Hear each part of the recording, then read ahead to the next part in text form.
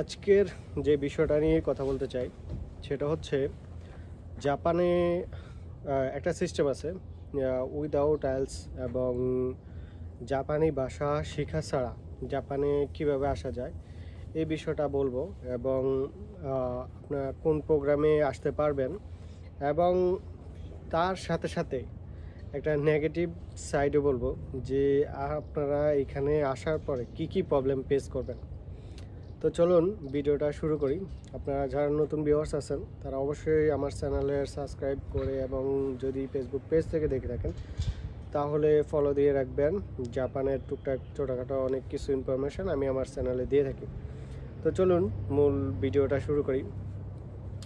জাপানে এমন সিস্টেম আছে যারা গ্র্যাজুয়েশন করার জন্য মানে মাস্টার্স করার জন্য যারা আসে তাদের জন্য এই সুযোগ সুবিধাটা দেওয়া হয়েছে যে আপনি চাইলে মাস্টার্সের বা যে কোনো একটা রিসার্চ পিএইচডি প্রোগ্রামে আপনি স্কলারশিপ নিয়ে ফুল ফান্ডে স্কলারশিপ বা উইদাউট এই স্কলারশিপও আপনি এখানে আসতে পারেন।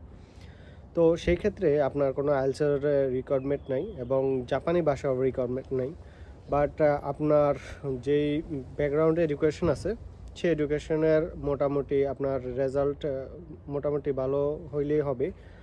আর আরেকটা বিষয় হচ্ছে আপনাকে অবশ্যই আপনি যেখান থেকে অনার্স করছেন সেখানে আপনার যে সাবজেক্ট ওই সাবজেক্টের উপরে যে কোনো একটা বা দুইটা বা তারও বেশি রিসার্চ পেপার পাবলিশ থাকতে হবে।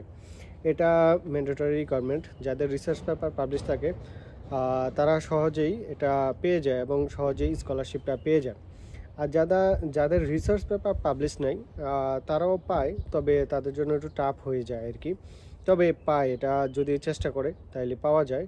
এবং যদি আপনি জাপানে আসতে পারেন তাহলে আপনি আপনার ফ্যামিলি সহকারে সম্পূর্ণ ভিসা পাবেন। তবে এখানে শর্ত হচ্ছে প্রথমে আপনাকে আসতে হবে এবং পরবর্তীতে আপনি আসার পরে আপনি যে ফ্যামিলি থাকবে, যদি আপনি হাজব্যান্ড ওয়াইফ থাকে যে কেউ থাকে তাকে ডিপেন্ডেন্ট ভিসা হিসাবে আপনি এখানে আনতে পারবেন আর কি।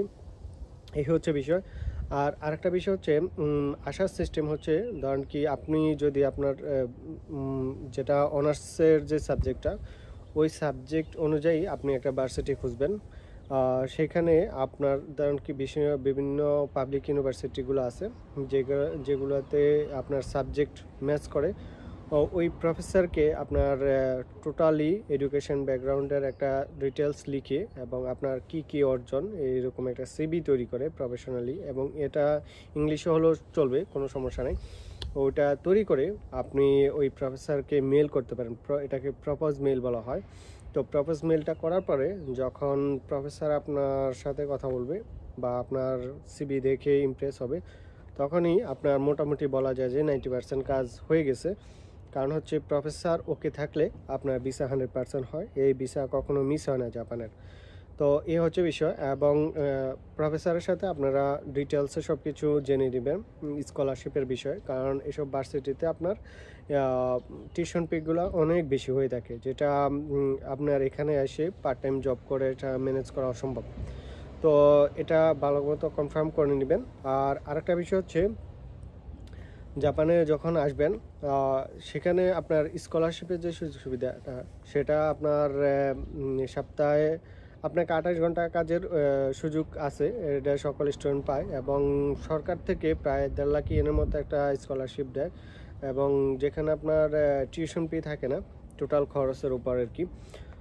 তো এই হচ্ছে বিষয়, যেখানে আপনার পড়ালেখা করতে কোনো টাকা পয়সা লাগবে না, সম্পূর্ণ কিছু জাপান সরকার বেয়ার করবে এবং আপনার টোটাল খাওয়া দাওয়ার জন্য খরচ দিবে। এরকম জাপানে প্রচুর পরিমাণ বাংলাদেশি ভাই এবং বোনেরা এখানে আসছে, তাদের সাথে দেখছি তাদের সিস্টেমগুলো এইভাবেই করা হয়েছে। যারা এইভাবে উইদাউট আইএলটিএস এবং উইদাউট জাপানিজ ল্যাঙ্গুয়েজে আসতে চান তারা এইভাবে আসতে পারেন। এবার বলি প্রবলেমটা কি পড়বেন।